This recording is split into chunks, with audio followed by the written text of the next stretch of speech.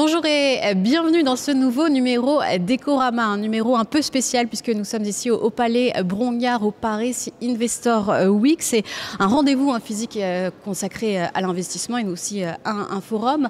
Boursorama est partenaire de cet événement. Il y a d'ailleurs de nombreuses tables rondes à retrouver. Aujourd'hui, encore plus que d'habitude, on va vous rendre l'économie plus accessible et plus simple à comprendre. Alors au programme de cette émission et de ce vendredi 14 novembre, d'abord invité de prestige en matière de finance, la CIO France de BlackRock, donc le premier gestionnaire d'actifs mondial, c'est Thestel Castres qui est avec nous. Ensuite, avec Mathieu Plane, on évoquera la santé du secteur immobilier. Alors ça va pas terrible pour le neuf, c'est même le pire trimestre jamais enregistré, on verra pourquoi. Et puis enfin, on va parler action. Alors vous allez peut-être vouloir vous prendre pour Michael Burry en fin d'émission, cet investisseur qui avait prédit la bulle des subprimes. Eh bien, il revient à la charge et il s'en prend cette fois à l'IA. On décrypte avec Xavier Patrolin si tout ça peut être crédible ou non. Voilà, vous avez le programme Ecorama, ça commence maintenant. Donc avec notre première grande interview au Paris Investor Week, j'ai le plaisir de vous présenter notre invitée Estelle Castres. Bonjour. Bonjour. Merci d'être avec nous ici au Palais Brongniart. Alors vous êtes la directrice France de BlackRock. Ce n'est ni plus ni moins que le premier gestionnaire d'actifs au monde. 12 500 milliards d'euros d'encours. C'est à peu près ça le dernier chiffre? Alors dollars, mais oui, c'est dollars évidemment. C'est à peu près dans ça. Le monde. Dans le monde. Alors on va parler ETF et démocratisation de l'investissement aujourd'hui. Alors vous allez nous expliquer toute la montée en puissance justement des ETF parce que vous avez des chiffres, vous avez analysé chaque population. D'ailleurs la France est plutôt bien placée. Mais est-ce que cette domination des ETF, elle est tout de même sans limite ? Alors, les ETF, ça reste quand même encore... nous, on aime bien parler d'accélération de l'adoption. Pourquoi ? Parce qu'en fait, quand on regarde les marchés de capitaux, les marchés actions, les ETF, c'est encore une part très minoritaire dans le monde. Donc, il y a encore beaucoup de place pour que les ETF progressent. Et pourquoi c'est important que les ETF progressent et surtout pourquoi les particuliers, et ici y compris en France, les particuliers ne s'y trompent pas, les ETF c'est vraiment l'outil de première démocratisation de l'épargne parce que c'est un outil extrêmement simple, c'est un outil transparent, peu coûteux. Et en fait, quand on commence à investir en ETF, on se rend compte qu'en plus, il y a énormément de diversité de capacité d'investir dans les ETF. Et en fait, nous, quand on regarde vraiment donc notre étude qu'on a sortie cette semaine, notre sondage, regarde le comportement des particuliers en Europe et on a fait un zoom sur la France. Aujourd'hui, on a 2,6 millions d'euros de Français, 2,6 millions de Français qui investissent sur les ETF. Et c'est 1,3 million de nouveaux investisseurs par rapport à l'année dernière. Donc la croissance, elle est bonne, ça c'est vrai que la tendance, elle est excellente. En revanche, si on regarde le chiffre absolu, les investisseurs en ETF, ça reste moins que les investisseurs en crypto, par exemple. Tout à fait. Alors, est-ce que... comment vous l'expliquez ? Parce que effectivement, les Français peuvent être un peu réticents normalement à la prise de risque et en fait, sur les cryptos, ils y vont davantage que sur les actions et même les ETF qui sont quand même diversifiés. Tout à fait. Alors effectivement, aujourd'hui en France, on a plus d'investisseurs en crypto qu'en ETF. Mais la bonne nouvelle pour les ETF, c'est qu'il y a une plus grosse croissance d'adoption sur la dernière année que sur les cryptos. Alors les cryptos, c'est intéressant et on voit que c'est quand même également sur je dirais une population très jeune. Et nous, on trouve que les cryptos, c'est pour les jeunes très souvent un premier test pour eux. Où ça va être avec de la réussite ou moins, mais c'est un premier pas vers la démocratisation et leur premier pas vers l'investissement, très souvent. Ce qu'on note, nous, dans le sondage qu'on a sorti cette semaine, c'est que donc c'est 1,3 million d'investisseurs, de nouveaux investisseurs sur les ETF en France. Plus d'1 sur 2 sont des jeunes de moins de 35 ans. Donc on voit bien que ces jeunes ont compris qu'il n'y a pas que les crypto-assets actifs et qu'il faut diversifier son portefeuille et qu'ils sont de plus en plus présents, de plus en plus dynamiques. Et encore davantage, ce sondage a montré qu'on attend même 1,6 million de nouveaux investisseurs sur les prochains 12 mois. Donc on voit cet effet accélérateur qui est vraiment dominant. Mais vous commercialisez aussi, vous distribuez des ETF aussi, crypto, Bitcoin notamment chez BlackRock. Est-ce que les nouveaux arrivants, vous les voyez là ou vous les voyez plus justement sur les ETF indiciels, sur des actions, et à ce moment-là, lesquels ont leur préférence? Est-ce que ces jeunes, ils vont investir sur l'Europe par exemple, ou alors est-ce qu'ils préfèrent quand même aller justement sur les États-Unis ou sur la technologie? Alors, les deux. En fait, on a vu en début d'année un gros mouvement de réallocation sur l'Europe. On a vu sur à peu près 50 milliards d'euros d'investissement sur les ETF européens. Depuis, on revoit beaucoup d'investissements, que ce soit sur les États-Unis, mais également sur le monde. Et très souvent, la porte d'entrée des premiers investissements, c'est même par exemple un MSCI World. Donc, vous êtes alloué sur les 1400 plus grandes entreprises mondiales et vous profitez de cette croissance de ces 1400 entreprises. Et vous pouvez accéder, et ça c'est aussi un des éléments clés qui font le succès des ETF, à ce MSCI World avec un montant de l'ordre de 5 €. Donc on voit bien en plus que vraiment l'investissement aujourd'hui, il est fait pour être accessible à toutes et à tous. Oui, c'est la facilité d'accès et puis la diversification, parce que évidemment si on est déjà sur un MSCI World, on est déjà très même diversifié, même quand même surpondéré États-Unis, mais quand même diversifié. Alors le paradoxe dans tout ça, c'est que la croissance effectivement est importante, la croissance d'adoption, mais quand même finalement ça reste assez peu connu, puisque moins d'un jeune Français sur deux a entendu déjà parler des ETF. Donc en fait, quelle serait la solution un peu miracle pour leur en parler pas dès le berceau, mais en tout cas pendant leur éducation? Alors typiquement ce qu'on est en train de faire ensemble, et la journée d'aujourd'hui, Paris Investor Week, ça fait partie justement, je dirais, de cet ensemble de panoplie de pédagogie, d'éducation financière des Français en général, parce que en gros les jeunes connaissent quand même plutôt bien les ETF, c'est plutôt les plus âgés qui ne connaissent pas encore beaucoup. Et vous avez raison quand vous dites que 2,6 millions d'investisseurs en France sur les ETF, c'est pas beaucoup. Si on regarde en relatif en Allemagne, c'est 14 millions d'Allemands qui aujourd'hui investissent sur les ETF. Donc on voit aussi la progression qu'on peut espérer en France. Et la France fait vraiment partie des pays avec le plus gros taux de croissance sur la dernière année. Et on a doublé, plus que doublé, depuis 2022. Donc on voit bien quand même qu'il y a un effet accélérateur très important. Et que la nouvelle génération, elle est non seulement en train de s'emparer des ETF, mais elle est aussi en train d'en parler à ses parents. Donc ça, c'est intéressant également dans la dynamique. Mais vous avez raison, l'éducation financière, elle est absolument au centre. Et c'est vraiment ce qu'on cherche à faire aujourd'hui. On va, les équipes de BlackRock, moi-même, participer à un certain nombre de tables rondes. C'est vraiment avec cet objectif premier. Et quand on parle des ETF, quand on en fait la publicité et puis l'éducation, on parle moins des fonds gérés activement, qui sont aussi quand même traditionnellement ce que vous distribuez chez BlackRock. Alors, est-ce que vous n'avez pas l'impression d'une cannibalisation? Comment est-ce que vous continuez de distribuer ces fonds et comment les rendre attractifs, parce que finalement ils restent quand même plus chers évidemment en termes de frais puisqu'ils sont gérés activement. Alors en fait, ce qui est intéressant avec les ETF, et on vit un nouveau monde sur les ETF aujourd'hui, c'est que historiquement les ETF ont été très indiciels. Donc en fait, je rappelle juste, un ETF, c'est un panier qui réplique un indice. Alors cet indice, ça peut être des actions, je parlais du MSCI World tout à l'heure, ça peut être des obligations, ça peut être de l'or, des cryptos, on en a parlé tout à l'heure. Et en termes de gestion, il n'y a rien à faire donc? Alors, à part suivre l'indice. Il y a quand même du travail technique important derrière.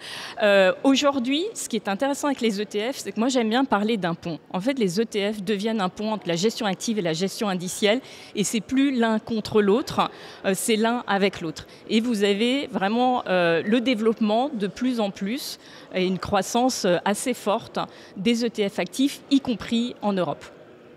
Alors, vous avez une deuxième étude récemment publiée avec BlackRock et avec OpinionWay, c'est sur les biais cognitifs liés à l'investissement. Et alors là, c'est intéressant parce qu'on est plus dans la psychologie du placement et sans surprise, en fait, on se rend compte quand même que les Français ne sont pas habitués à la prise de risque et en fait, ça les pénalise dans leurs investissements.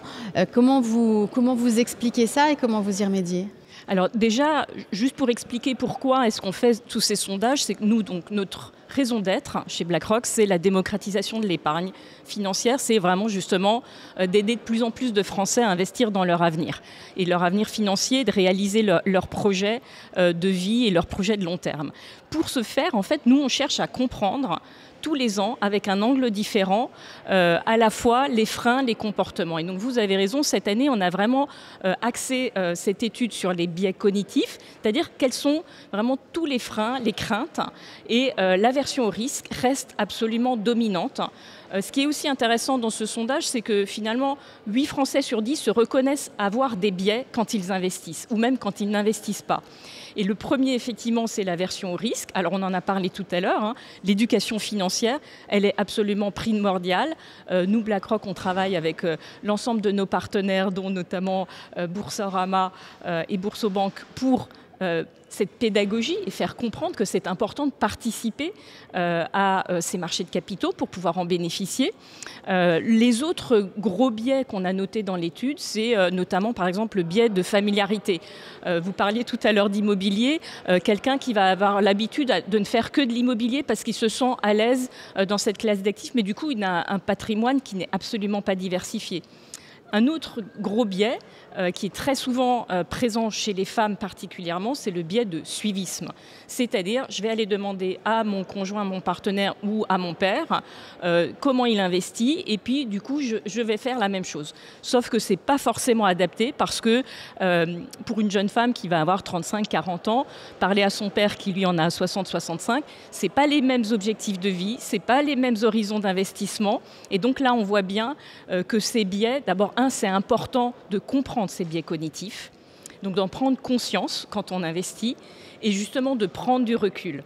Oui, parce qu'évidemment, on n'a pas la même prise de risque selon le niveau de la vie, hein, l'étape de vie où on se trouve. Alors justement, il y a une mesure politique qui a été proposée il y a quelques jours par Gabriel Attal, qui est 1 000 € sur un fonds souverain à la naissance. Alors c'est pour relancer la natalité, mais c'est aussi pour introduire une petite dose de capitalisation dans le système de retraite, mais ça pourrait inciter justement à l'éducation financière, à aussi peut-être plus de prise de risque. Pour vous, ça va dans le bon sens, c'est ça, vers ça qu'on doit aller ? Alors c'est une initiative hyper intéressante. D'ailleurs, l'Allemagne vient de la mettre en place. Et on voit que c'est effectivement un premier pas. Et donc moi, je me suis amusée à faire un petit calcul. Alors, c'était pas avec 1 000 €, mais parce que nous, on aime bien dire que même les petits placements, mais réguliers sur le très long terme, c'est ça aussi qui va faire qu'à la fin, on a des montants qui sont quand même... Oui, c'est ça que veut faire l'Allemagne d'ailleurs. C'est sur des enfants qui sont scolarisés, c'est chaque mois mis sur un compte. Et c'est des petites sommes. Donc là, moi, j'ai fait un petit calcul, 20 € par mois, donc ça peut être les parents, les grands-parents, toute la famille qui y participe, placé à la naissance d'un enfant jusqu'à ses 18 ans, ça peut, si on regarde sur les 20 dernières années les performances de marché, donc là c'est vraiment hypothèse que j'ai prise, qui ne préjuge pas des vous avez un patrimoine futures de l'ordre de presque 10 000 € aux 18 ans de cet enfant. Donc on voit bien l'intérêt, et c'est plus que doubler le capital de mise. Donc on voit bien l'intérêt de ces petits placements diversifiés avec une remise régulière, mensuelle, trimestrielle, et qui permet de lisser les aléas des marchés, puisque les marchés vont rester volatiles, mais il faut regarder au-delà des bruits. Et c'est peut-être par le biais finalement d'aide et de l'État qu'on parviendra effectivement à une démocratisation de l'investissement. C'était le thème cette année de la lettre de Larry Fink. Il s'adresse chaque année à ses actionnaires. Alors c'était plutôt au mois d'avril, au printemps, mais comment vous déclinez ça justement ? Est-ce que ça donne le ton aussi pour vous de la manière dont vous allez vous adresser après aux distributeurs, aux investisseurs dans le pays ? Tout à fait. Alors vraiment, la démocratisation de l'épargne, pour nous, elle est absolument centrale. Je le disais, c'est vraiment notre raison d'être. Et en fait, elle a vraiment 2 doubles objectifs. Le premier, c'est vraiment accroître le nombre de Français qui investissent pour leur avenir. Et cette participation au marché de capitaux, elle a aussi un bienfait sur le moyen long terme.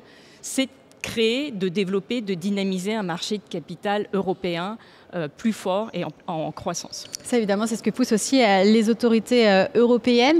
Parce que pour vous, il y a encore trop de barrières transfrontalières entre les pays. Est-ce que ça vous gêne dans votre exécution, dans votre commercialisation des produits ETF? Qu'est-ce que ça viendrait changer concrètement, l'union des marchés de capitaux, même pour l'investisseur? Est-ce qu'il paierait encore moins cher? Alors en fait, c'est à la fois déjà effectivement de encore accroître cette démocratisation, de rendre encore plus simple. Alors je vais vous donner un exemple très concret sur lequel nous avons également travaillé sur les marchés privés. C'est les ELTIF 2.0 qui permettent justement cette démocratisation et qui a cassé les barrières de l'Europe. Puisque on peut commercialiser ces ELTIF absolument partout en Europe.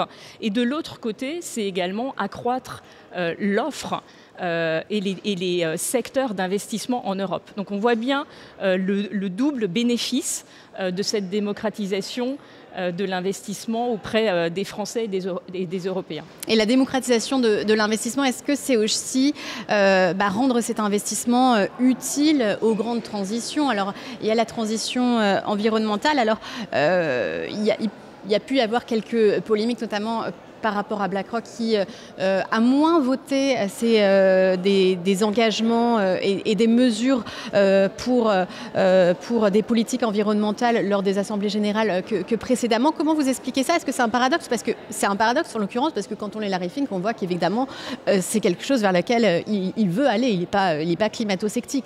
Donc pourquoi cette différence, ce paradoxe? Alors vous avez parlé de transition. En fait, nous on voit énormément de transitions clés qui sont même des opportunités d'investissement pour la décennie, voire au-delà. Donc vous avez parlé de la transition énergétique, je vais vous en rajouter deux autres.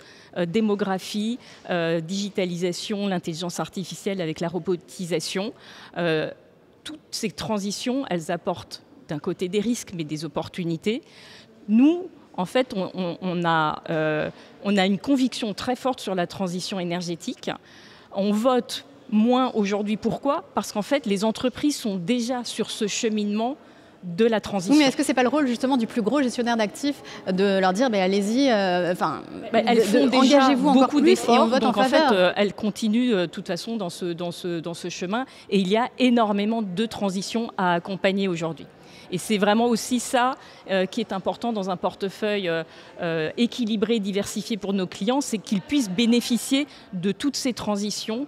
Et on vit un moment assez unique dans l'histoire de l'investissement. Alors on va parler aussi dans cette émission, un peu plus tard, d'une bulle potentielle de l'IA. Est-ce qu'elle est envisageable selon vous? Parce que c'est pareil, Larry Fink qui disait qu'il trouve qu'il y a beaucoup d'inquiétudes dans l'économie et beaucoup plus que précédemment.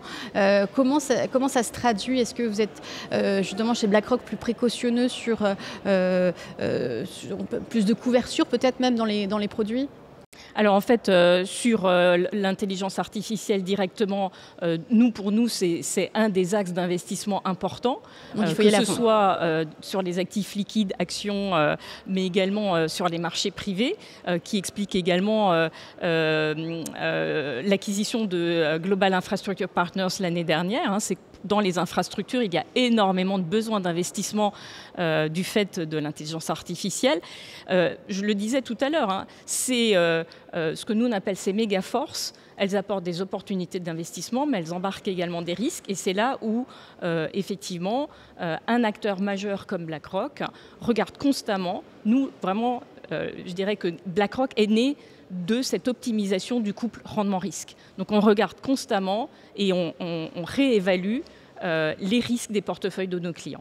Et est-ce qu'il y a un risque aujourd'hui sur la gestion indicielle, un risque de liquidité? S'il y avait une crise, tout le système tiendrait? Parce que c'est ce qu'on vend, que les ETF sont liquides. Alors, les ETF ont déjà passé un certain nombre de crises majeures et je vais prendre une date précise, mars-avril 2020, la pandémie. En fait, les ETF et l'indiciel a montré, au contraire, la capacité à créer la liquidité dans des marchés qui étaient complètement disruptés et des moments où il n'y avait plus de liquidité. Et les ETF étaient quasiment les marqueurs des prix.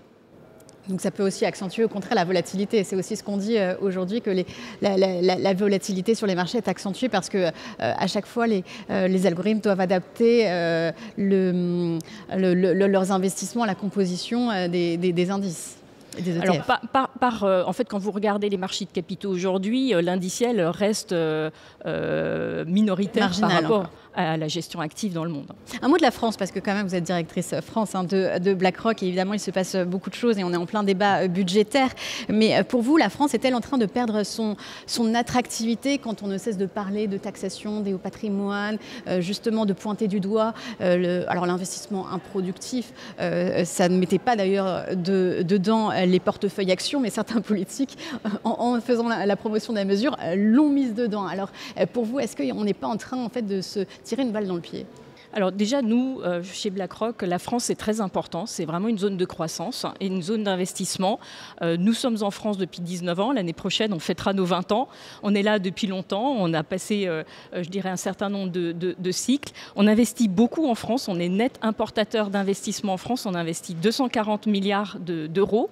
Et on gère pour le compte de clients français un peu plus de 60 milliards. Donc vous voyez que pour nous, la France, c'est vraiment une zone d'investissement très importante, avec notamment des secteurs comme la santé, la technologie, qui sont vraiment les secteurs privilégiés.